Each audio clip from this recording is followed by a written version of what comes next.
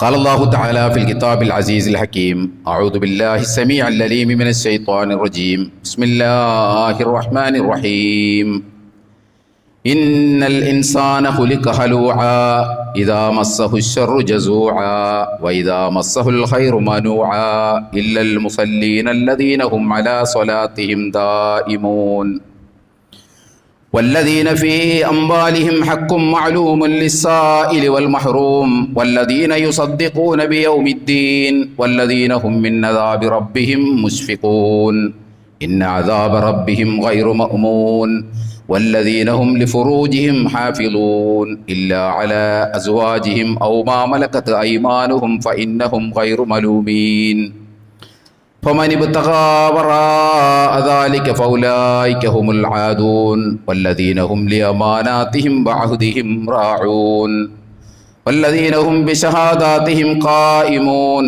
والذين هم على صلاتهم يحافظون أولئك في جنات مكرمون صدق الله العلي العظيم وصدق وبلغ رسوله النبي الكريم ونحن على ذلك من الشاهدين الشاكرين والعاقبة للمتقين والحمد لله رب العالمين. സ്നേഹം നിറഞ്ഞ സത്യവിശ്വാസികളായ സഹോദരി സഹോദരന്മാരെ, പ്രപഞ്ചനാഥനായ അള്ളാഹുവിൻ്റെ വിധിവിലക്കുകൾ ലംഘിക്കാതെ വ്യക്തിജീവിതത്തെയും കുടുംബജീവിതത്തെയും സാമൂഹ്യ ജീവിതത്തെയും മുന്നോട്ട് നയിക്കണമെന്ന് ആദ്യമായി എന്നോടും പിന്നീടും നിങ്ങളെയും വസിയത്ത് ചെയ്യുകയാണ്, ഉപദേശിക്കുകയാണ്.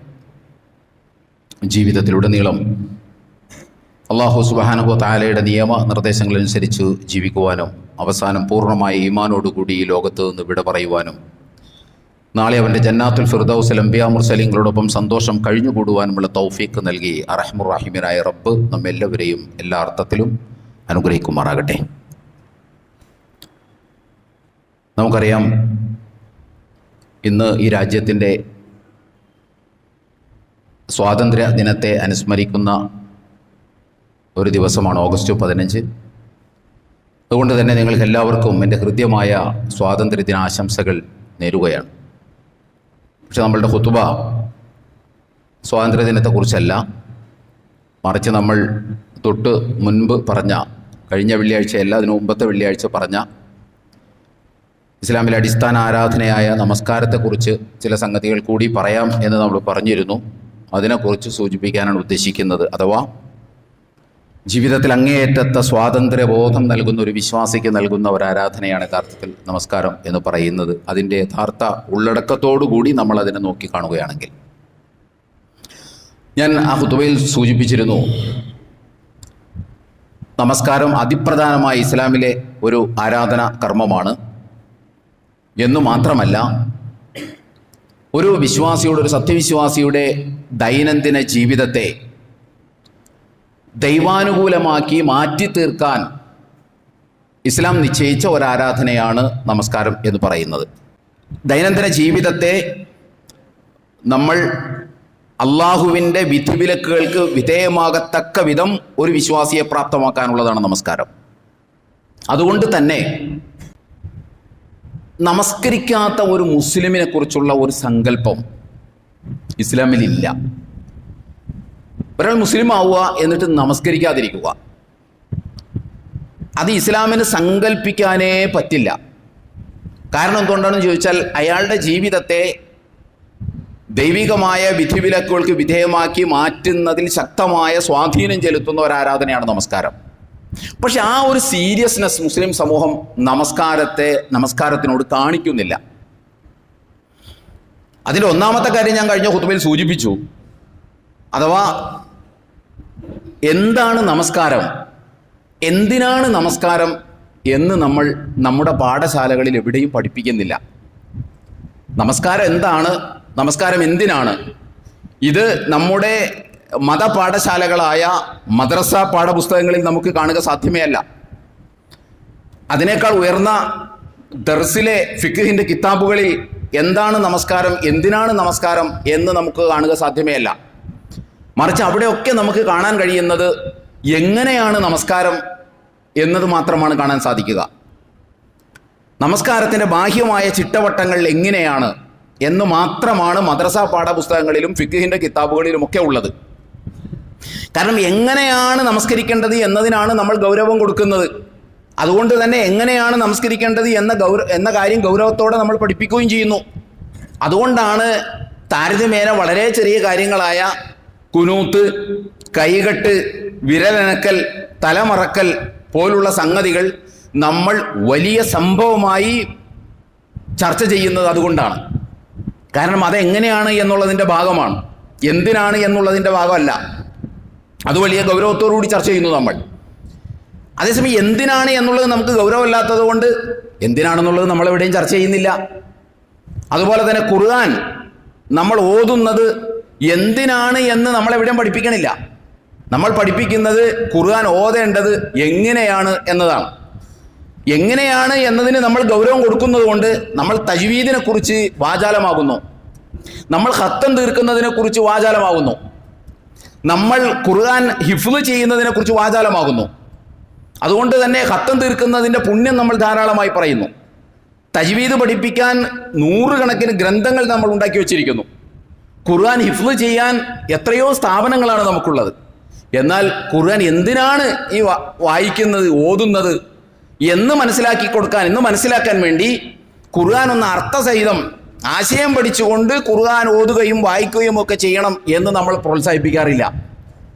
ഇല്ലെന്ന് മാത്രമല്ല, കഴിഞ്ഞ ഖുതുബയിൽ ഞാൻ അതും കൂടി സൂചിപ്പിച്ചിരുന്നു, ഖുർആൻ ട്രാൻസ്ലേഷൻ തന്നെ പാടില്ല, ഹറാമാണ് എന്ന് പറയാൻ ലോകത്തൊരു ഗ്രന്ഥം ഇറങ്ങിയിട്ടുണ്ടെങ്കിൽ അത് ഈ കൊച്ചു കേരളത്തിലാണ് എന്നുള്ളതാണ് ഏറ്റവും വലിയ പ്രത്യേകത.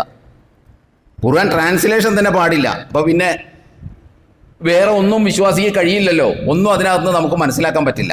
നമ്മുടെ വിഷയം ഇപ്പോൾ അതല്ല.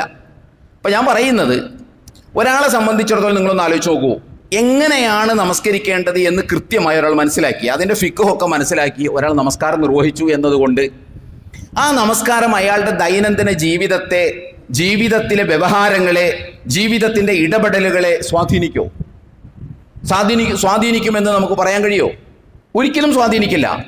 നമസ്കാരത്തിൻ്റെ ബാഹ്യരൂപം എത്ര ഭംഗിയുള്ളതാണെങ്കിലും അത് അയാളുടെ ജീവിതത്തെ സ്വാധീനിക്കുന്നതാകും എന്ന് നമുക്ക് പറയാൻ കഴിയില്ല എന്ന് ഞാൻ വെറുതെ പറയുന്നതല്ല. നമസ്കാരക്കാരായ മുസ്ലിം സമൂഹത്തിന്റെ ജീവിതത്തിലേക്ക് നോക്കിയാൽ അവരുടെ സാമ്പത്തിക ഇടപാടുകൾ അടക്കമുള്ള ഇടപഴകലുകളിലേക്ക് നോക്കിയാൽ അവിടെയൊക്കെ നമ്മൾ കണ്ടുവരുന്ന ഏങ്കോണിപ്പുകൾ തന്നെ അതിൻ്റെ ഏറ്റവും വലിയ ഉദാഹരണമാണ്.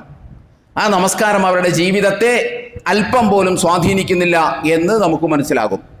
അതുകൊണ്ട് ഞാൻ പറയുന്നത്, നമ്മൾ വിശ്വാസികൾ, സത്യവിശ്വാസികൾ, മുസ്ലിങ്ങൾ എന്താണ് നമസ്കാരം, അഥവാ നമസ്കാരത്തിൻ്റെ ഉള്ളടക്കം എന്താണ്, എന്തിനാണ് നമസ്കാരം എന്ന് നമുക്ക് ബോധവും ഉണ്ടാകണം. എന്തിനാണ് ഞാൻ ഈ പണി ചെയ്യുന്നത്? ഇന്നിപ്പോൾ നമ്മൾ അതിനെ കണ്ടുകൊണ്ടിരിക്കുന്നത് എന്താണെന്ന് ചോദിച്ചാൽ, ഒരു പ്രതിഫലം കിട്ടുന്ന ബാധ്യതയിൽ നിന്ന് ഒഴിവാകുന്ന ഒരു കർമ്മം, അത് നിർവഹിച്ച ആ ബാധ്യതയിൽ നിന്ന് ഒഴിവാകും, അത്രേ ഉള്ളൂ. പിന്നെ പ്രതിഫലം നാളെ പരലോകത്തും കിട്ടും. ഇങ്ങനെയാണ് നമ്മൾ നോക്കിക്കാണുന്നത്. വേറെ തലത്തിൽ നോക്കിക്കാണുന്നുണ്ട്, വഴിയെ ഞാനത് പറയാം. അപ്പോൾ നമ്മളെ സംബന്ധിച്ചിടത്തോളം നമ്മളിത് എന്തിനാണ് എന്ന് മനസ്സിലാക്കണം. നമുക്കറിയാം, മനുഷ്യരിൽ നിന്ന് അല്ലാഹു സുബ്ഹാനഹു വ തആല ആവശ്യപ്പെടുന്നത് ഇബാദത്താണ്. അതൊരു ഖുത്ബയിൽ നമ്മൾ പറഞ്ഞിരുന്നു. വമാ ഖലഖ്തുൽ ജിന്ന വൽ ഇൻസ ഇല്ലാ ലിയഅ്ബുദൂൻ, 51-ാമത്തെ അധ്യായത്തിലെ സൂറത്തു ദാരിയാത്തിലെ 56-ാമത്തെ സൂക്തമാണത്.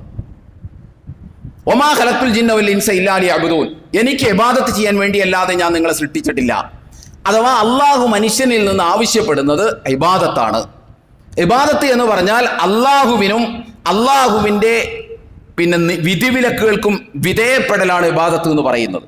അള്ളാഹുവിൻ്റെ അതിരടയാളങ്ങൾ പാലിച്ചുകൊണ്ട് ജീവിക്കുന്നതാണ് ഇബാദത്ത് എന്ന് പറയുന്നത്.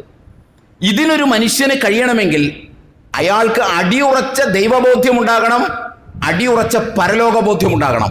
എങ്കിലേ അതിനയാൾക്ക് സാധിക്കുള്ളൂ. ഈ രണ്ട് ബോധ്യങ്ങളും കൂടി ഒരു മനുഷ്യരിൽ ഉണ്ടാക്കുന്ന ബോധമുണ്ട്. അള്ളാഹുവിൻ്റെ വിധിവിലക്കുകൾ താൻ പാലിക്കണം എന്ന ബോധം, അതിനെയാണ് സാങ്കേതികമായി ഖുർആനിക ടെർമിനോളജിയിൽ തഖ്വ എന്ന് പറയുന്നത്. അള്ളാഹുവിൻ്റെ വിധിവിലക്കുകൾ പാലിക്കണമെന്ന ബോധം, ആ ബോധത്തെ ഒരു വിശ്വാസിയുടെ ജീവിതത്തിൽ ലൈവായി നിർത്തുന്ന ഡിവൈൻ ആക്ഷൻ പ്ലാനാണ്, ദൈവികമായ കർമ്മ പദ്ധതിയാണ് ഇസ്ലാമിലെ ആരാധനകൾ എന്ന് പറയുന്നത്. ഈ ആരാധനകളിൽ ഏറ്റവും പ്രധാനപ്പെട്ടതാണ് നമസ്കാരം. അതുകൊണ്ട് തന്നെ നമസ്കാരം ഒരു വിശ്വാസിയുടെ ജീവിതത്തിൽ അള്ളാഹുവിൻ്റെ വിധിവിലക്കുകൾ പാലിക്കാൻ പ്രാപ്തമാക്കേണ്ടതുണ്ട്. നമസ്കാരം ഇല്ലെങ്കിൽ ആ നമസ്കാരം പാഴ്വേലയാണ് എന്ന് പറയാൻ നമ്മൾ റൈറ്റും ലെഫ്റ്റും നോക്കേണ്ടതില്ല, മുൻപിൻ നോക്കേണ്ടതില്ല, നോക്കേണ്ട കാര്യമില്ല. നമ്മളും ഫവൈലുൽ മുസല്ലീൻ, നമസ്കാരക്കാർക്കാണ് നാശം എന്ന് പറഞ്ഞ അത്തരം നമസ്കാരക്കാരുടെ ഗണത്തിലേക്ക് നമ്മൾ പോകും.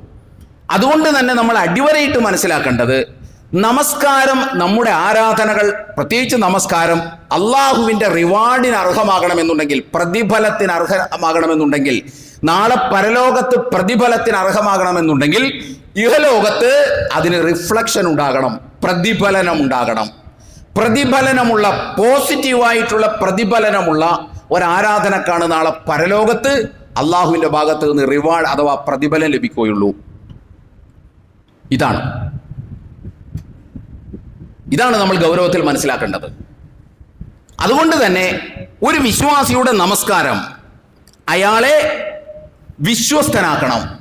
ഒരാളുടെ നമസ്കാരം അയാളെ വിശ്വസ്തനാക്കുന്നില്ലെങ്കിൽ, ഒരാളുടെ നമസ്കാരം അയാളെ സത്യസന്ധനാക്കുന്നില്ലെങ്കിൽ, ഒരാളുടെ നമസ്കാരം അയാളെ നീതിബോധമുള്ളവനാക്കുന്നില്ലെങ്കിൽ, ഒരാളുടെ നമസ്കാരം അയാളെ കരാറ് പാലിക്കാൻ പ്രാപ്തനാക്കുന്നില്ലെങ്കിൽ, ഒരാളുടെ നമസ്കാരം അയാളെ സാമ്പത്തിക ക്രമക്കേടുകളിൽ നിന്ന് മാറ്റുന്നില്ലെങ്കിൽ, ഒരാളുടെ നമസ്കാരം അയാളെ നേരെ ചൊവ്വെ സംസാരിക്കാൻ, മാന്യമായി സംസാരിക്കാൻ അയാളെ പ്രേരിപ്പിക്കുന്നില്ലെങ്കിൽ, അയാളുടെ ആ നമസ്കാരത്തിൽ എന്താ അർത്ഥമുള്ളത്? എന്തർത്ഥമാണ് നമസ്കാരത്തിനുള്ളത്? അതുകൊണ്ട് തന്നെ നമ്മളെ സംബന്ധിച്ചിടത്തോളം നമസ്കാരം എന്താണ്, എന്തിനാണ് എന്ന ബോധ്യത്തോടും കൂടി വേണം ഇനിമേലിൽ നമ്മൾ നമസ്കരിക്കാൻ. എങ്കിലാണ് ആ നമസ്കാരം നമ്മുടെ ജീവിതത്തെ സ്വാധീനിക്കുകയുള്ളൂ. പ്രതിഫലം ലഭിക്കാനുള്ള ഒരു പരിപാടിയല്ല നിസ്കാരമടക്കമുള്ള ആരാധനകൾ. പ്രതിഫലം ലഭിക്കാനുള്ള ഒരു പരിപാടിയല്ല. ജീവിക്കുമ്പോൾ തോന്നിയ പോലെ ജീവിച്ചതിന് ശേഷം ഒരു മനസമാധാനത്തിന് വേണ്ടി ചെയ്യാനുള്ള ഒരു പരിപാടിയുമല്ല നമസ്കാരം. നമ്മളിപ്പോൾ നിസ്കാരത്തെ കാണുന്ന അങ്ങനെയൊക്കെയാണ്. നമ്മുടെ ഇഷ്ടം പോലെ നമ്മൾ ജീവിക്കും, എന്നിട്ടൊരു മനസമാധാനം വേണമല്ലോ. ആ മനസമാധാനം നമ്മൾ നമസ്കരിച്ചാൽ നമുക്ക് കിട്ടും. അമ്പലത്തിൽ പോയ ഹിന്ദുക്കൾക്കും കിട്ടുന്നുണ്ട്, ചർച്ചിൽ പോയ ക്രിസ്ത്യാനികൾക്കും കിട്ടുന്നുണ്ട്. ആ മനസമാധാനമല്ല നമുക്ക് ആവശ്യം. അതുകൊണ്ടാണ് പലരും ഉംറ ചെയ്യാനൊക്കെ നിരന്തരം ഇങ്ങനെ പോയിക്കൊണ്ടിരിക്കുന്നത്. ചെയ്ത പണിയെക്കുറിച്ച് കൃത്യമായൊരു ഒരു ആത്മസംഘർഷം മനസ്സിലുണ്ട്, ഒരു കുറ്റബോധം മനസ്സിലുണ്ട്. അപ്പൊ അതിനൊരു ആശ്വാസത്തിനാണ് ഇവിടെ നിന്ന് അങ്ങോട്ട് പറക്കുന്നത്. അങ്ങനെ പറന്നാലൊന്നും കിട്ടുന്നതല്ല അത് ഒരു ആർട്ടിഫിഷ്യൽ ആശ്വാസമാണ്, യഥാർത്ഥ ആശ്വാസമല്ല. ആ ആശ്വാസം നാം പറഞ്ഞല്ലോ എല്ലാവർക്കും കിട്ടുന്ന ആശ്വാസമാണ്. അതല്ല ഇസ്ലാമിലെ നമസ്കാരം. ഇസ്ലാമിലെ നമസ്കാരത്തെ അങ്ങനെ നമ്മൾ ചുരുക്കി കെട്ടരുത് എന്നാണ് നമുക്ക് ആ വിഷയത്തിൽ പറയാനുള്ളത്. ഞാൻ തുടക്കത്തിൽ പറഞ്ഞിരുന്നു, ഇതെങ്ങനെയാണ് എന്ന് മാത്രമാണ് നമ്മൾ പഠിപ്പിക്കുന്നത്. കർമ്മശാസ്ത്ര ഗ്രന്ഥങ്ങളിൽ അതിന്റെ വിശദാംശങ്ങളാണ് ഞാൻ പറഞ്ഞത്. കർമ്മശാസ്ത്ര ഗ്രന്ഥങ്ങളിൽ ഒരു വരി പോലും ഇല്ല എന്തിനാണ് നിങ്ങൾ നമസ്കരിക്കേണ്ടത്, എന്താണ് നമസ്കാരത്തിന്റെ ഉള്ളടക്കം എന്ന് പറയുന്ന ഒരു വരി പോലും ഇല്ല. അതുള്ളത് അള്ളാഹുവിന്റെ കിതാബിലാണ്. അതുകൊണ്ട് കൊട്ടക്കണക്കിന് ഫിഖിന്റെ കിതാബുകൾ പഠിച്ചാലും എന്തിനാണ് നമസ്കാരമെന്ന് നമ്മൾ പഠിക്കൂല. അതേസമയം അള്ളാഹുവിന്റെ വേദം, അള്ളാഹുവിന്റെ കിതാബ് ഒരു 19 ആയത്ത് ഒന്ന് വായിച്ച് മനസ്സിലാക്കിയാൽ എന്തിനാണ് നമസ്കാരം എന്ന് നമുക്ക് കിട്ടും. അതുകൊണ്ട് അള്ളാഹിന്റെ കിതാബിൽ ഇത് സംബന്ധമായിട്ട്, നമസ്കാര സംബന്ധമായിട്ട് എന്താണ് പറഞ്ഞിട്ടുള്ളത് എന്ന് നമ്മൾ പഠിച്ചാൽ നമുക്കത് ബോധ്യപ്പെടുകയും ചെയ്യും. പ്രധാനവുമായിട്ടും അല്ലാഹു സുബ്ഹാനഹു വ തആല അവന്റെ വേദഗ്രന്ഥത്തിൽ സൂറത്തു ത്വാഹയിൽ ആ അധ്യായത്തിൽ അള്ളാഹു പറഞ്ഞു, അഖിമിസ് സ്വലാത്ത ലിദിക്രി, അഖിമിസ് സ്വലാത്ത, നിങ്ങൾ നമസ്കാരം നിലനിർത്തണം, ലിദിക്രി, എന്നെ ഓർക്കാൻ വേണ്ടി നമസ്കാരം നിലനിർത്തണം. നമസ്കാരം അതിനാണ്. നമസ്കാരം എന്തിനാണെന്ന് ചോദിച്ചാൽ ഏറ്റവും കൃത്യമായ ആൻസർ ലിദിക്രി, അള്ളാഹുവിനെ ഓർക്കാൻ വേണ്ടിയിട്ടാണ്, എന്നെ ഓർക്കാൻ വേണ്ടിയിട്ടാണെന്ന് അള്ളാഹു സുബ്ഹാനഹു വ തആല പറയുന്നു. ആ ഓർക്കുന്ന രൂപം എങ്ങനെയാണെന്ന് ചോദിച്ചാൽ നമസ്കാരം എന്നുള്ള നിലക്കൊരു ദിക്റാണ്. അതോടൊപ്പം തന്നെ ആ നമസ്കാരം നിർവഹിക്കുന്നതിലൂടെ നമ്മുടെ ബാക്കിയുള്ള ജീവിതത്തിൽ എങ്ങനെയാണ് നമ്മൾ ചലിക്കേണ്ടത് എന്നതിനെക്കുറിച്ചുള്ള ഒരു ഓർമ്മയും നമുക്ക് നൽകും. അതാണ് അഖിമിസ് സ്വലാത്ത ലിദിക്രി എന്ന് പറയുന്നത്. നമ്മുടെ സാമൂഹിക ജീവിത വ്യവഹാരങ്ങളിൽ അള്ളാഹുവിന്റെ കൽപ്പനകൾ പാലിക്കണം എന്നൊരു ഓർമ്മ നമ്മളിൽ നിലനിർത്തും. അഖിമിസ് സ്വലാത്ത ലിദിക്രി എന്ന് പറഞ്ഞാൽ അതാണ്. നമ്മൾ നമസ്കരിക്കുന്ന സമയമല്ല നമ്മുടെ ജീവിതത്തിൽ കൂടുതലുള്ളത്, നമസ്കരിക്കാത്ത സമയമാണ്. നമസ്കരിക്കാത്ത സമയത്ത് അള്ളാഹുവിനെ നമ്മൾ ഓർക്കണം. അള്ളാഹുവിനെ ഓർക്കുക എന്ന് പറഞ്ഞാൽ ഈ പ്രപഞ്ചത്തിനൊരു അള്ളാഹു ഉണ്ട്, ഈ പ്രപഞ്ചം സൃഷ്ടിച്ചത് അള്ളാഹു ആണ് എന്ന് ഓർക്കണ കാര്യമല്ല, അങ്ങനെ ഓർക്കണ കാര്യമല്ല. മറിച്ച് ഈ പ്രപഞ്ചത്തിനൊരു അള്ളാഹു ഉണ്ട്, അവൻ എന്നെ പരിപാലിക്കുന്നവനാണ്, അവന്റെ വിധിവിലക്കുകൾ അനുസരിച്ചാണ് ഞാൻ ജീവിക്കേണ്ടത് എന്ന ഓർമ്മയാണ്. ഓരോ പ്രശ്നത്തെ നമ്മൾ അഭിമുഖീകരിക്കുമ്പോഴും ഇത് അള്ളാഹുവിന്റെ അതിരടയാളങ്ങളിൽ ഈ വിഷയത്തിൽ എവിടെയൊക്കെയാണ് ഉള്ളത്, ആ അതിരടയാളങ്ങൾ പാലിക്കാൻ നമ്മൾ കരുത്ത് കാണിക്കണം, ഇച്ഛാശക്തി കാണിക്കണം. ആ ഓർമ്മ നമുക്ക് നമസ്കാരം തരും. അതാണ് ഞാൻ ഹോമിയോ മരുന്നിന്റെ കാര്യം പറഞ്ഞു. ഹോമിയോ മരുന്ന് കഴിക്കുന്ന പോലെ ദിവസത്തിൽ പലവട്ടം ഏറ്റവും കൂടുതൽ ഫ്രീക്വൻസി ഉള്ള ആരാധനയാണ് നമസ്കാരം എന്ന് പറയുന്നത്. അപ്പോ നമസ്കാരത്തിന്റെ ഒന്നാമത്തെ ലക്ഷ്യം അതാണ്. ഇനി അതിന്റെ വിശദാംശങ്ങളാണ് ഖുർആനിലുള്ളത്. അല്ലാഹു സുബ്ഹാനഹു വ തആല 27-ാമത്തെ അധ്യായത്തിൽ സൂറത്തുൽ അൻകബൂത്തിൽ അല്ലാഹു പറഞ്ഞു, അഖിമിസ് സ്വലാത്ത്, നമസ്കാരം നിലനിർത്തുക. ഇന്ന സ്വലാത്ത തൻഹാ അനിൽ ഫഹ്ശാഇ വൽ മുൻകർ, തീർച്ചയായിട്ടും നമസ്കരിക്കുന്നവനെ ആ നമസ്കാരം നീചവും നിഷിദ്ധവുമായ കാര്യങ്ങളിൽ നിന്ന് തടയും. അല്ലാഹു സുബ്ഹാനഹു വ തആല ഇവിടെ പറഞ്ഞത് നമസ്കരിക്കുന്നയാളെ നമസ്കാരം നീചവും നികൃഷ്ടവുമായ പ്രവർത്തനങ്ങളിൽ നിന്ന് തടയുമെന്നല്ല പറഞ്ഞത്. ഒരു ഒഴുക്കമട്ടി പറയല്ല ചെയ്തത്. ഇന്ന എന്ന സ്ട്രെസ്സിംഗ് വേർഡ് ചേർത്തിട്ടാണ് പറഞ്ഞത്. ഇന്ന സ്വലാത്ത തൻഹാ അനിൽ ഫഹ്ശാഇ വൽ മുൻകർ, തീർച്ചയായിട്ടും നമസ്കാരം അത് നിർവഹിക്കുന്നയാളെ നീചവും നികൃഷ്ടവുമായ പ്രവർത്തനങ്ങളിൽ നിന്ന് തടയും, തീർച്ചയായും തടയും. അപ്പൊ തടഞ്ഞില്ലെങ്കിലോ ചെയ്ത പണി എന്തായി? നമുക്ക് ഉത്തരം ഓൾറെഡി ലഭ്യമാണല്ലോ. നമ്മളുടെ നമസ്കാരം ഇഫക്റ്റീവാണോ എന്നറിയാനുള്ള ഏക മാർഗം നമ്മൾ നീചവും നികൃഷ്ടവുമായ പ്രവർത്തനങ്ങളിൽ നിന്ന് മാറി നിൽക്കുന്നുണ്ടോ എന്ന് നോക്കിയാൽ മതി. മദ്യപാനത്തിൽ നിന്ന് മാറി നിൽക്കുന്നുണ്ടോ എന്ന് നോക്കണം, വ്യഭിചാരത്തിൽ നിന്ന് മാറി നിൽക്കുന്നുണ്ടോ എന്ന് നോക്കണം, സാമ്പത്തിക ക്രമക്കേടുകളിൽ നിന്ന് മാറി നിൽക്കുന്നുണ്ടോ എന്ന് നോക്കണം, നമ്മുടെ നാവ് കൊണ്ട് നമ്മൾ തെറി അഭിഷേകം നടത്തുന്നുണ്ടോ എന്ന് നോക്കണം, നമ്മൾ ആരെങ്കിലും ചതിക്കുന്നുണ്ടോ എന്ന് നോക്കണം, വഞ്ചിക്കുന്നുണ്ടോ എന്ന് നോക്കണം, നീതി പാലിക്കുന്നുണ്ടോ എന്ന് നോക്കണം, മാതാപിതാക്കളോട് മാന്യമായി പെരുമാറുന്നുണ്ടോ എന്ന് നോക്കണം, ഭാര്യയോട് ഇണയോട് മാന്യമായി പെരുമാറുന്നുണ്ടോ എന്ന് നോക്കണം. നോക്കി, സിമ്പിളാണ് കാര്യം. അത് തടയുമെന്നാണ് അതാ പറഞ്ഞത്. നിസ്കാരം അത് തടയും. കാരണം അത് അള്ളാഹിനെ ഓർമ്മിപ്പിക്കും, അള്ളാഹിന്റെ മഹത്വത്തെ ഓർമ്മിപ്പിക്കും, അവന്റെ വിധിവിലക്കുകൾ പാലിക്കേണ്ടതിന്റെ കാര്യം ഓർമ്മിപ്പിക്കും, അവനോട് നന്ദി കാണിക്കേണ്ടതിന്റെ ആവശ്യകത ഓർമ്മിപ്പിക്കും, നാളെ പരലോകത്ത് അവനെ അഭിമുഖീകരിക്കേണ്ടി വരുന്നതിന്റെ കാര്യം ഓർമ്മിപ്പിക്കും, അവന്റെ മുമ്പിൽ ചെയ്തു വച്ചതിന്റെ കണക്കുകൾ പറയേണ്ടി വരും എന്ന കാര്യം ഓർമ്മിപ്പിക്കും. അതാണ് ഈ ഓർക്കുക എന്ന് പറഞ്ഞാൽ അല്ല ഉണ്ടെന്ന് ഓർക്കൽ മാത്രമല്ല, ഇതൊക്കെ ആ ഓർമ്മയിൽപ്പെട്ടതാണ്. അതുകൊണ്ടാണല്ലോ നമ്മുടെ ജുമാ നമസ്കാരത്തെ കുറിച്ച് എന്താ പറഞ്ഞത്? യാ അയ്യുഹല്ലദീന ആമനൂ ഇദാ നൂദിയ ലിസ്സലാത്തി മിൻ യൗമിൽ ജുമുഅത്തി ഫസ്ഉ ഇലാ ദിക്രില്ലാഹി വദറുൽ ബൈഅ ദാലികും ഖൈറുൽ ലക്കും ഇൻ കുൻതും തഅലമൂൻ വഇദാ ഖുദിയത്തിസ് സ്വലാത്തു ഫന്തശിറൂ ഫിൽ അർദി വബ്തഗൂ മിൻ ഫദ്ലില്ലാഹി വദ്കുറുല്ലാഹ കസീറൻ ലഅല്ലക്കും തുഫ്ലിഹൂൻ. അല്ലാഹു സുബ്ഹാനഹു വ തആല പറഞ്ഞു, ആ നിങ്ങളെ ദിക്റിലേക്ക് വിളിച്ചാൽ നിങ്ങൾ ദിക്റിലേക്ക് ഓടി വരണം. ദിക്റിലേക്ക് വിളിച്ചാൽ നിങ്ങൾ ദിക്റിലേക്ക് ഓടി വരണം. ഏതാ ദിക്ർ? ജുമാ നമസ്കാരവും ഖുതുബയും. അതിലേക്ക് നിങ്ങൾ ഓടി വരണം. എന്നിട്ട് അല്ലാഹ് എന്താ പറഞ്ഞത്? ആ ദിക്ർ കഴിഞ്ഞ് നിങ്ങൾ പള്ളിയിൽ നിന്ന് പോയാൽ നിങ്ങൾ കൂടുതലായിട്ട് ദിക്ർ ചെയ്യണം. അപ്പൊ പിന്നെ ആ ദിക്ർ എന്തെന്നാ? എന്താണ്?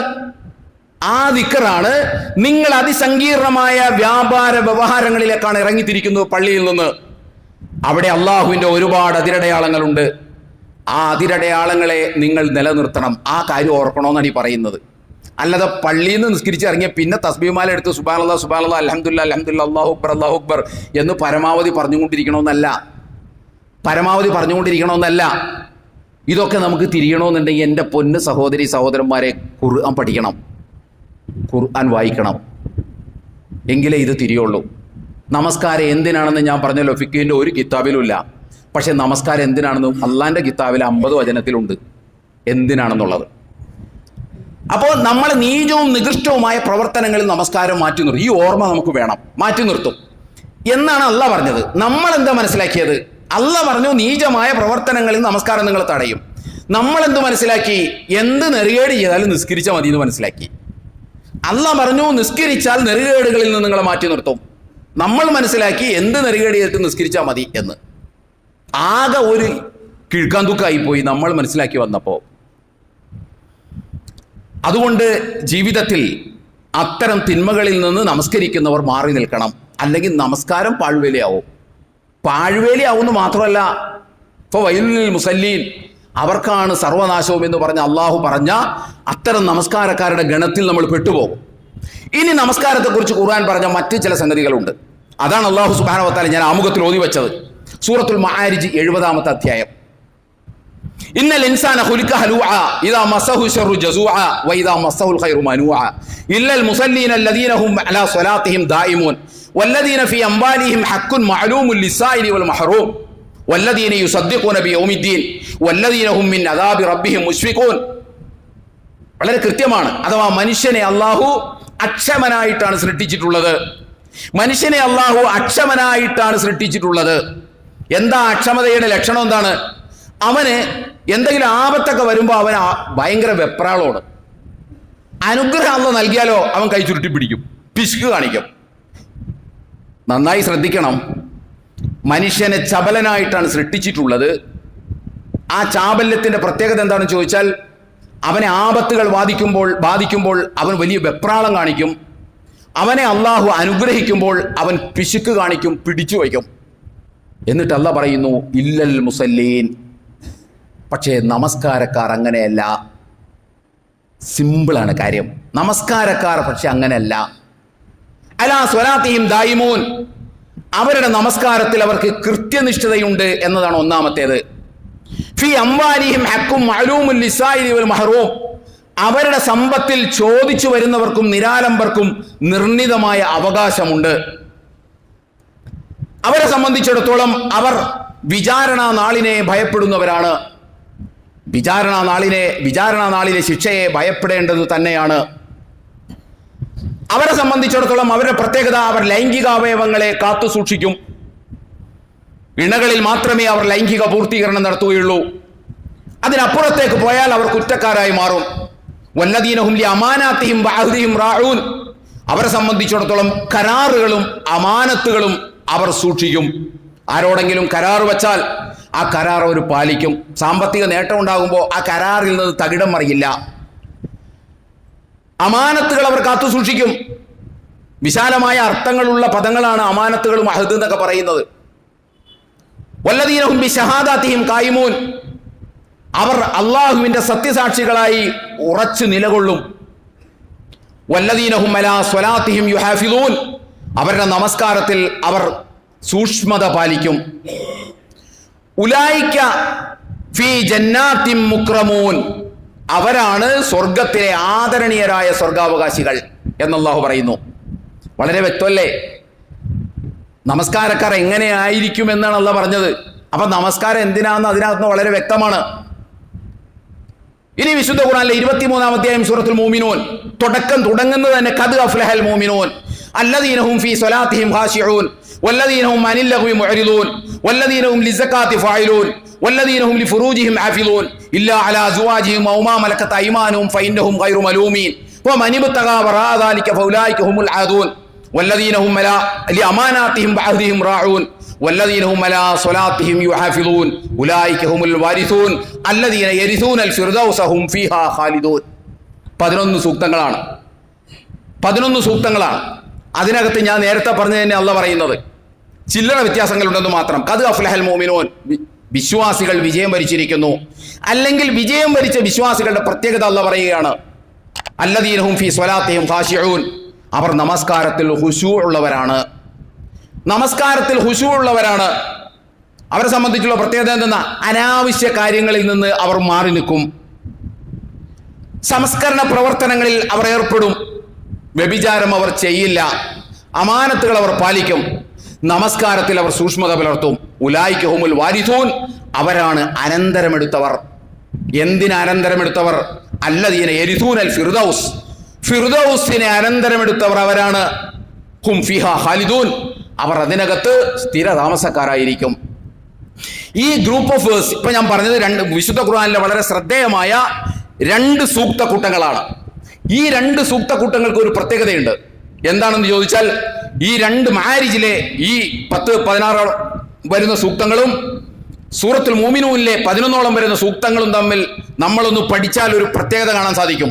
ഈ 2 സൂക്തക്കൂട്ടങ്ങളെയും അള്ളാഹു റാപ്പ് ചെയ്തിരിക്കുന്നത് നമസ്കാരത്തെക്കുറിച്ച് തുടക്കവും ഒടുക്കവും പറഞ്ഞുകൊണ്ടാണ്. നമസ്കാരത്തെക്കുറിച്ച് തുടക്കവും ഒടുക്കവും പറഞ്ഞുകൊണ്ടാണ്. സൂറത്തുൽ മാരിജിൽ എന്താ പറഞ്ഞത്? അവർ നമസ്കാരത്തിന്റെ കാര്യത്തിൽ ദായിമൂൻ, അവർ ദൗമുള്ളവരാണ്. കൃത്യമായി വല്ലപ്പോഴൊക്കെ തോന്നും പോലെ നിസ്കരിക്കുന്ന ആളുകളല്ല, അതിനകത്ത് കൃത്യത പാലിക്കും എന്ന് പറഞ്ഞു. അതിന് അവസാനം ആ സൂക്തക്കൂട്ടങ്ങളുടെ അവസാനത്തിൽ അല്ലാഹ് പറയുന്നത് എന്താ? വല്ലദീന ഹും അലാ സ്വലാത്തിഹിം യുഹാഫിളൂൻ. അവർ നമസ്കാരത്തിൽ സൂക്ഷ്മത പാലിക്കുന്നവരാണ്. സൂറത്തുൽ മൂമിനൂനിലെ സൂക്തക്കൂട്ടത്തിന്റെ തുടക്കം എന്താ അല്ലാഹ് പറയുന്നത്? അവർ നമസ്കാരത്തിൽ ഖുശൂ ഉള്ളവരാണ്. ആ സൂക്തക്കൂട്ടത്തിന്റെ അവസാനത്തിൽ അള്ളാഹു അത് റാപ്പ് ചെയ്യുന്നെന്ന് പറഞ്ഞിട്ടാണ് വല്ലദീന ഹും അലാ സ്വലാത്തിഹിം യുഹഫിദൂൻ, നമസ്കാരത്തിൽ അവർ സൂക്ഷ്മത പുലർത്തുന്നവരാണ്. അപ്പൊ നമസ്കാരത്തിൽ അവർക്ക് ദൗമുണ്ട്, നമസ്കാരത്തിൽ അവർക്ക് മുഹാഫദത്തുണ്ട്, നമസ്കാരത്തിൽ അവർക്ക് ഖുശൂ ഉണ്ട്. നമസ്കാരത്തിലെ 3 സവിശേഷതകളാണ് ഇവിടെ പറയുന്നത്. എന്നിട്ട് ആ നമസ്കാരക്കാരുടെ ഗുണങ്ങളും പറയുകയാണ് അള്ളാഹു. ഇതിൽ കൂടുതൽ അള്ളാഹ് എന്തിനാ പറയണം? നമസ്കാരം എന്തിനാണെന്നതാ പറയണം. ഇതാണ് നമസ്കാരം, ഇതിനാണ് നമസ്കാരം. അതുകൊണ്ട് ജീവിതത്തിൽ പ്രതിഫലനം ഉണ്ടാകണം നമസ്കാരത്തിന്. നമ്മളുടെ ജീവിതത്തെ നേരെ ചൊവ്വെ മുന്നോട്ട് കൊണ്ടുപോകാൻ നമ്മളെ പ്രാപ്തമാക്കണം. ഇനി സുപ്രധാനങ്ങളായ 2 ഹദീസുകൾ കൂടി ഞാൻ നിങ്ങളുടെ മുമ്പിൽ അവതരിപ്പിക്കുകയാണ്. ഒന്നാമത്തെ ഹദീസ് ഇമാം മുസ്ലിം അദ്ദേഹത്തിന്റെ സ്വഹീഹിൽ ഉദ്ധരിച്ചതാണ്. അതദ്റൂന മാൽ മുഫ്ലിസ്, അല്ലാഹുവിന്റെ റസൂൽ സല്ലല്ലാഹു അലൈഹി വസല്ലം തന്റെ അനുയായികളോട് ചോദിക്കുകയാണ്, അതദ്റൂന മാൽ മുഫ്ലിസ്, പാപ്പരായവർ ആരാണെന്ന് അറിയുമോ നിങ്ങൾക്ക്? ബാങ്ക്രപ്റ്റ് ആയിട്ടുള്ള ആളുകൾ ആരാണെന്ന് നിങ്ങൾക്കറിയോ? അവർ പറഞ്ഞു, ഞങ്ങളുടെ ഇടയിലുള്ള മുഫ്ലിസുകൾ, പാപ്പരായവർ എന്ന് പറയുന്നത് ദിനാറും ദിർഹമും ഇല്ലാത്ത ആളുകളാണ്, സാമ്പത്തിക ശേഷി ഇല്ലാത്ത ആളുകളാണ് ഞങ്ങളുടെ കൂട്ടത്തിൽ പാപ്പരായവർ. അല്ലാഹുവിന്റെ റസൂൽ സല്ലല്ലാഹു അലൈഹി വസല്ലം പറഞ്ഞു, ഇന്നൽ മുഫ്ലിസ മിൻ ഉമ്മത്തി മൻ യഅതി യൗമൽ ഖിയാമത്തി ബിസ്വലാത്തിൻ വസിയാമിൻ വസകാത്തിൻ വയഅതി വഖദ് ശതമ ഹാദാ വഖദഫ ഹാദാ വഅക്ല മാല ഹാദാ വസഫക ദമ ഹാദാ വളറബ ഹാദാ ഫയുഅത ഹാദാ മിൻ ഹസനാതിഹി ഫഇൻ ഫനിയത് ഹസനാതുഹു ഖബ്ല അൻ യുഖ്ലമ അലൈഹി ഉഖിദ മിൻ ഖതായഹും വതുരിഹത അലൈഹി തുമ്മ തുരിഹ ഫിന്നാർ. അല്ലാഹുവിന്റെ റസൂൽ പറഞ്ഞു, എന്റെ ഉമ്മത്തിലെ പാപ്പരായവർ ഇവരാണ്. ആരാണ്? നാളെ പരലോകത്തൊരു കൂട്ടർ വരും. ഇന്നാലിന്ന ആളുകൾ പരലോകത്ത് വരും. അവരെന്തുമായിട്ടാണ് വരുന്നത്? ബിസ്വലാത്തിൻ വസിയാമിൻ വസകാത്തിൻ, നമസ്കരിച്ചതിന്റെ കണക്കുമായി, നോമ്പ് പിടിച്ചതിന്റെ കണക്കുമായി, സകാത്ത് കൊടുത്തതിന്റെ കണക്കുമായി അവർ വരും. അവർ വന്ന് പ്രതിഫലത്തിനായി നോക്കി നിൽക്കുമ്പോൾ വേറെ കുറെ ആളുകൾ വരും. വഖദ് ശതമ ഹാദാ വഖദഫ ഹാദാ വഅക്ല മാല ഹാദാ വകസഫ ദമ ഹാദാ വളറബ ഹാദാ. എന്താ അവരുടെ ആവശ്യം? ഇന്നാലിന്ന മനുഷ്യൻ എന്നെ അടിച്ചു, തല്ലി. ഇന്നാലിന്ന മനുഷ്യൻ എന്റെ രക്തം ചിന്തി. ഇന്നാലിന്ന മനുഷ്യൻ എന്റെ സമ്പത്ത് അപഹരിച്ചെടുത്തു. ഇന്നാലിന്ന മനുഷ്യൻ എന്നിൽ വ്യഭിചാരോപണം നടത്തി, അപവാദ പ്രചരണം നടത്തി. ഇന്നാലിന്ന മനുഷ്യൻ എന്നെ തെറി വിളിച്ചു. ഇതൊക്കെയാണ് ആരോപണം. ഞാനിപ്പോ പറഞ്ഞു വെച്ചാലുള്ള ആരോപണം ഇതാണ്. കുറെ ആളുകൾ തെറി വിളിച്ചു എന്ന് പറഞ്ഞ ആരോപണമായിട്ട് വരും. കുറെ ആളുകൾ അപവാദം പ്രചരിപ്പിച്ചു എന്ന് പറഞ്ഞ ആരോപണമായിട്ട് വരും. പിന്നെ കുറെ ആളുകൾ തല്ലിയെന്നും പറഞ്ഞ ആരോപണമായിട്ട് വരും. പിന്നെ കുറെ ആളുകൾ രക്തം ചിന്തി, ദയാളന്റെ രക്തം ചിന്തി, ദയാളെന്നെ ആവശ്യമില്ലാത്ത കാര്യം പറഞ്ഞ് ആക്ഷേപിച്ചു എന്ന് പടച്ച തമ്പുരാനോട് അവരെ വിരൽ ചൂണ്ടി പറയും. എന്നിട്ട് അല്ലാഹുവിന്റെ റസൂൽ സല്ലല്ലാഹു അലൈഹി വസല്ലം പഠിപ്പിക്കുകയാണ്, ഈ മനുഷ്യന്റെ നന്മകളെല്ലാം എടുത്ത് അവർക്ക് നൽകും. ആരോപണം ഉന്നയിച്ച ആളുകൾക്ക് നൽകും. ഏത് നന്മകൾ? ഈ സക്കാത്തിന്റെയും സദക്കയുടെയും സലാത്തിന്റെയും അതേപോലെ തന്നെ നോമ്പിന്റെയും ഒക്കെ നന്മകൾ എടുത്ത് നൽകും. എന്നിട്ടോ അപ്പോഴും തീർന്നില്ല. അവരുടെ ആരോപണങ്ങളും അവരുടെ കുറ്റങ്ങളും ഇയാൾക്കെതിരെ ഉള്ളത് ബാക്കി നിൽക്കുകയാണ്. അപ്പോൾ എന്തു ചെയ്യും? ഉഖിദ മിൻ ഖതായാഹും, അവരുടെ തിന്മകൾ എടുത്ത് ഈ നമസ്കാരക്കാരന്റെ തലയിലേക്ക് വെച്ച് അല്ലാഹ് കണക്ക് കിട്ടും. തുമ്മ തുരിഹത് ഫിന്നാർ, എന്നിട്ട് നരകത്തിലേക്ക് അയാൾ വലിച്ചെറിയും. അപ്പൊ ഈ നമസ്കാരം കൊണ്ട് ഇപ്പൊ എന്താ ഗുണമുണ്ടായത്? ഇപ്പൊ ഇതിനകത്ത് ഇപ്പൊ ഏതാ വലുത്? ഏതാണിപ്പോ ഇതിനകത്ത് വലുത്? കുറ്റം ചെയ്യാതിരിക്കലാണോ അതോ നമസ്കരിക്കാതിരിക്കലാണോ? നമസ്കരിക്കുന്നതാണോ വലുത്? നമസ്കരിക്കുന്നതാണോ വലുത് അതോ കുറ്റം ചെയ്യാതിരിക്കുന്നതാണോ? നമ്മൾ ആലോചിക്കണം. അങ്ങനെ കൊട്ടക്കണക്കിന് കുറെ നിസ്കരിച്ചത് കൊണ്ട് യാതൊരു കാര്യമില്ല നാളെ പരലോകത്തിൽ ചെല്ലുമ്പോൾ വളരെ വ്യക്തമായിട്ട് അല്ലാഹുവിന്റെ റസൂൽ അഷ്റഫുൽ ഖൽഖ് റസൂലുള്ളാഹി സ്വല്ലല്ലാഹു അലൈഹി വസല്ലം നമുക്ക് പഠിപ്പിച്ചു തരല്ലേ. ഇവര് നിസ്കാരമായിട്ടല്ലേ വന്നത്, നോമ്പായിട്ടല്ലേ വന്നത്. എന്നിട്ട് അതിന് വല്ല റിസൾട്ട് അവിടെ ഉണ്ടായോ? ഇല്ല. എല്ലാം പാഴ്വേലിയായിരുന്നു. മാത്രമല്ല ഉള്ള കുറ്റങ്ങൾ മുഴുവൻ അവരുടെ കുറ്റങ്ങൾ, നമ്മുടെ നന്മയും പോയി എന്ന് മാത്രമല്ല അവരുടെ കുറ്റങ്ങളും കൂടി നമ്മുടെ അക്കൗണ്ടിലേക്ക് വരികയും ചെയ്തു. നമ്മൾ നമസ്കരിച്ച് നോമ്പ് പിടിച്ചൊക്കെ ഇങ്ങനെ വലിയ മുത്തക്കയാണെന്ന് വിചാരിച്ച് നടക്കും. അറിയാതെ നമ്മുടെ നന്മയുടെ ബാങ്ക് അക്കൗണ്ടിൽ നിന്നും മറ്റുള്ളവന്റെ അക്കൗണ്ടിലേക്ക് ക്രെഡിറ്റായി പോകുന്നത്, നമ്മുടെ നന്മകൾ ക്രെഡിറ്റായി പോകുന്നത് നമ്മൾ ശ്രദ്ധിക്കാറില്ല. കാരണം എന്താ? നിസ്കരിച്ച എല്ലാത്തിനും പരിഹാരവും നമ്മളെ പഠിപ്പിച്ചിട്ടുണ്ട്. ഹജ്ജ് ചെയ്ത എല്ലാം പാവവും പുറത്തു കിട്ടും നമ്മളെ പഠിപ്പിച്ചിട്ടുണ്ട്. ഉംറ ചെയ്താൽ ഏതാണ്ട് കുറെ ഉംറയൊക്കെ ചെയ്ത് കഴിഞ്ഞാൽ നീ വലിയക്കാട്ടൊരു ഹജ്ജിന്റെ അത്രയും ബലം ഉണ്ടാവും നമ്മളെ പഠിപ്പിച്ചിട്ടുണ്ട്. ഹജ്ജിനും ഉംറക്കും പ്രതിഫലം ഇല്ലാത്തതുകൊണ്ടാണ് എന്ന് ഞാൻ ഇങ്ങനെ പറയുന്നത് എന്ന് നിങ്ങൾ വിചാരിക്കേണ്ടതില്ല. ആളുകൾ ഒരുപാട് തെറ്റിദ്ധാരണയിലാണ് കഴിഞ്ഞുകൂടുന്നത്. ജീവിതത്തെ നന്നാക്കുക, അതല്ലാത്ത ഒരു എളുപ്പവഴിയും കുറുക്കു വഴി ഇസ്ലാമിലില്ല. വേറെ ആരെന്ത് എളുപ്പവഴി നമ്മളെ പഠിപ്പിച്ചാലും അവർക്കെന്തോ നേട്ടത്തിന് വേണ്ടി പഠിപ്പിക്കുന്നതാണത്. ഇസ്ലാമിലില്ല അങ്ങനെ ഒരു കുറുക്കുവഴി. ഇസ്ലാമിൽ അള്ളാഹുവിൻ്റെ വിധിവിലക്കുകൾ പാലിച്ച് നേരെ ചൊവ്വി ജീവിക്കലും മാത്രമേ ഇസ്ലാമിൽ സ്വർഗത്തിൽ പോകാനുള്ള വഴിയുള്ളൂ. സ്വർഗത്തിൽ പോകാനുള്ള ആ വഴിയാണ് അള്ളാഹ് പറഞ്ഞത്, ആ വഴിയാണ് റസൂൽ പഠിപ്പിച്ചത്. അള്ളാഹുവിൻ്റെ റസൂൽ സല്ലല്ലാഹു അലൈഹി വസല്ലം ഇമാം അഹമ്മദ് അദ്ദേഹത്തിൻ്റെ മുസ്നദിലും ഇമാം ബുഖാരി അദ്ദേഹത്തിൻ്റെ അദബുൽ മുഫ്രദിലും രേഖപ്പെടുത്തി വെച്ച ഒരു ഹദീസുണ്ട്. അബൂ ഹുറൈറ റളിയല്ലാഹു തആല റിപ്പോർട്ട് ചെയ്തത്. പ്രവാചകന്റെ അടുത്ത് ഒരു ആളെ കുറിച്ച് ഒരു പെണ്ണിനെ കുറിച്ച് പറയുകയാണ്. യാ റസൂലല്ലാഹ്, ഇന്ന ഫുലാനത യുദ്കറു മിൻ കസറത്തി സ്വലാത്തിഹാ വ സിയാമിഹാ വ സദഖാത്തിഹാ. അള്ളാഹുവിൻ്റെ റസൂല്, ഒരു പെണ്ണ്, ആ പെണ്ണിന്റെ പ്രത്യേകത എന്താണ്? മിൻ യുദ്കറു മിൻ കസറത്തി സ്വലാത്തിഹാ വ സിയാമിഹാ. അവൾ നമസ്കാരത്തിന്റെ കാര്യത്തിൽ, അതേപോലെ തന്നെ നോമ്പിന്റെ കാര്യത്തിൽ, സദക്കയുടെ കാര്യത്തിലെല്ലാം ഫേമസ് ആണ്, റെപ്യൂട്ടഡ് ആണ്. പെണ്ണ് അറിയപ്പെടുന്നവളാണ്. പിന്നെന്താ കൂടെ ഒരു പ്രശ്നം? തൂതി ജീറാനഹ ബിലിസാനിഹ. അവൾ അയൽക്കാരിക്ക് വല്ലാത്ത ഇടങ്ങേറാണ് അവളുടെ നാവും കൊണ്ട്. അയൽക്കാരിക്ക് കിടക്കപ്പുറതിയില്ല. എന്താണ് റസൂലെ ഈ പെണ്ണിന്റെ അവസ്ഥ? അള്ളാഹുവിൻ്റെ റസൂൽ പറഞ്ഞു, ഫിയ ഫിന്നാർ, അവൾ നരകത്തിലാണ്. തൊട്ടുടനെ യാ റസൂലല്ലാഹ്, ഇന്ന ഫുലാനത യുദ്കറു മിൻ ഖില്ലത്തി സ്വലാത്തിഹാ വ സിയാമിഹാ വ സദഖാത്തിഹാ. വേറൊരു പെണ്ണുണ്ട് റസൂലേ, ഒരുപാടൊന്നും നമസ്കരിച്ചിട്ടില്ല, ഒരുപാടൊന്നും നോമ്പെടുത്തിട്ടില്ല, ഒരുപാടൊന്നും സദഖ കൊടുത്തിട്ടില്ല എന്ന് പറയുമ്പോൾ നമ്മൾ വിചാരിക്കരുത് ഫർള് നിസ്കാരമൊന്നും അവർ നിർവഹിച്ചിട്ടില്ല, അതൊക്കെ തോന്നും പോലെയൊക്കെ ആയിരുന്നു എന്ന് നമ്മൾ വിചാരിക്കരുത്. അങ്ങനെയല്ല പറഞ്ഞതിൻ്റെ അർത്ഥം. കാരണം നമ്മുടെ ഇടയിൽ അള്ളാഹുവിങ്കിലേക്ക് അടുക്കാനും അള്ളാഹുവിൻ്റെ പ്രീതി കരസ്ഥമാക്കാനും ഇങ്ങനെ കൊട്ടക്കണക്കിന് ആരാധനകൾ നിർവഹിക്കലാണ് എന്ന ഒരു ധാരണയുണ്ട്. ആ ധാരണ സഹാബികളുടെ ഇടയിലും ഉണ്ടായിട്ടുണ്ടാകും. അത് റസൂലുള്ളാഹി സ്വല്ലല്ലാഹു അലൈഹി വസല്ലം വേറൊരു ഹദീസിലൂടെ അത് പഠിപ്പിക്കുന്നുണ്ട്. നിസ്കരിച്ചുകൊണ്ടേയിരിക്കലാണ്, നോമ്പ് പിടിച്ചുകൊണ്ടേയിരിക്കലാണ്, ഇതൊക്കെയാണ് അള്ളാഹിലേക്ക് അടുക്കാനുള്ള ഏറ്റവും വലിയ മാർഗം എന്ന് പറയുന്നതിനർത്ഥം ഫർള് നിസ്കാരങ്ങളൊന്നും നിർവഹിക്കേണ്ടതില്ല എന്നൊന്നുമല്ല. എന്നിട്ട് ആ പെണ്ണിനെ കുറിച്ച് അദ്ദേഹം പറഞ്ഞു, ആ പെണ്ണ് കുറച്ച് സദക്ക ചെയ്യുള്ളൂ, കാരണം കൊടുക്കാനില്ലായിരിക്കാം, പാൽക്കട്ടി കുറച്ചേ സദക്കയായിട്ട് കൊടുക്കാറുള്ളൂ. ആ പെണ്ണിനെ കുറിച്ച് എന്താണ് റസൂലിന്റെ അഭിപ്രായം? ഹിയ ഫിൽ ജന്ന, അവൾ സ്വർഗത്തിലാണ്. ഇപ്പം ഇവിടെ എന്താ പ്രശ്നം? നിസ്കാരാണോ വലുത്, അതോ ഈ ആളുകളോട് മാന്യമായി പെരുമാറുന്നതാണോ വലുത് അയൽക്കാരോട്? ആ പെണ്ണിനെ കുറിച്ച് അവിടെ പറയുന്നുണ്ട്, ലാ തൂതി ജീറാനഹ ബിലിസാനിഹ. അയൽക്കാരിക്ക് ആ പെണ്ണിനെ കൊണ്ടൊരു ദോഷമില്ല. സദക്കയൊക്കെ കുറച്ചേ കൊടുക്കാനുണ്ടാവുള്ളൂ, ദരിദ്രനായിരിക്കാം, പക്ഷെ അയൽക്കാരിക്ക് കടക്കപ്രതിയില്ലായ്മയൊന്നുമില്ല. ഹിയ ഫിൽ ജന്ന, അവൾ സ്വർഗത്തിലാണെന്ന് റസൂൽ പറഞ്ഞു. അപ്പൊ ഇവിടെ നമ്മൾ മനസ്സിലാക്കേണ്ടതാണ്, അപ്പൊ ഇയാളുടെ ഇവരുടെ നമസ്കാരത്തിനും നോമ്പിനൊക്കെ എന്തു പറ്റി? ഇവിടെയാണ് നമ്മൾ മനസ്സിലാക്കേണ്ടത്. ഞാൻ തുടക്കം മുതൽ പറഞ്ഞു വരുന്നൊരു കാര്യം, നമ്മുടെ നമസ്കാരവും നമ്മുടെ നോമ്പും നമ്മുടെ മറ്റ് അനുഷ്ഠാന കർമ്മങ്ങളുമൊക്കെ ജീവിതത്തിൽ സത്യസന്ധതയും വിശ്വസ്തതയും മാന്യമായി സംസാരിക്കാനും കരാറുകൾ പാലിക്കാനും നീതിപൂർവ്വം ഇടപെടാനും ഒക്കെ നമ്മൾ പ്രാപ്തമാക്കണം. എങ്കിലേ ആ നോമ്പും നിസ്കാരവും ഒക്കെ ഫലപ്രദമാവുള്ളൂ. ഇതാണ് പഠിപ്പിക്കുന്നത് അള്ളാഹുവിൻ്റെ റസൂൽ സല്ലല്ലാഹു അലൈഹി വസല്ലം. അള്ളാഹു പഠിപ്പിച്ചത് തന്നെയാണ്. നമ്മൾ ഇത് മനസ്സിലാക്കണം.